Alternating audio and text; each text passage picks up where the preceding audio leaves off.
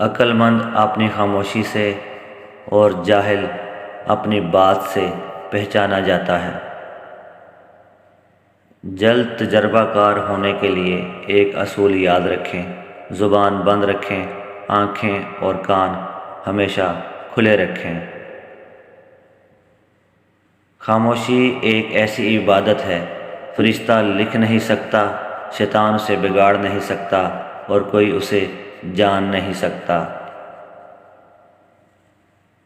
خاموش رہنا بہت مشکل ہے، لیکن خاموشی بہت بہترین انتقام ہے۔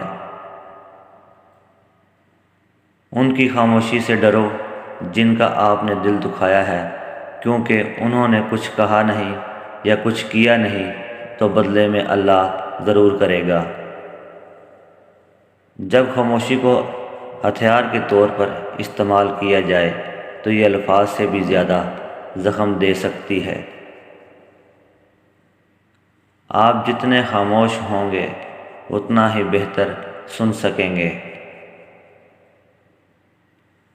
خاموشی سے کی گئی دعا اور محبت دونوں ہی بہت طاقت رکھتی ہیں۔ بولنے کا حق چھینا جا سکتا ہے، خاموش رہنے کا نہیں۔ خاموشی آپ کو اپنے مقصد پر توجہ مرکوز رکھنے میں مدد دیتی ہے۔ تمہارے جذبات شدید محبت کے ہوں یا شدید نفرت کے، دونوں صورتیں انسان کو اندر سے توڑ دیتی ہیں۔ خاموشی ایک عظیم نعمت ہے، خاص طور پر اس وقت جب اختلافات زیادہ ہوں، آوازیں بلند ہوں، علم کی کمی ہو اور دلیل کی کوئی اوقات نہ ہو۔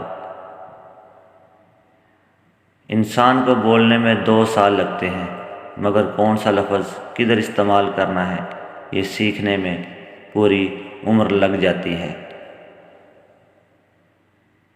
محبت اور سرکاری نوکری کی مثال ایک جیسی ہے، بندہ کرتا بھی رہتا ہے اور روتا بھی رہتا ہے۔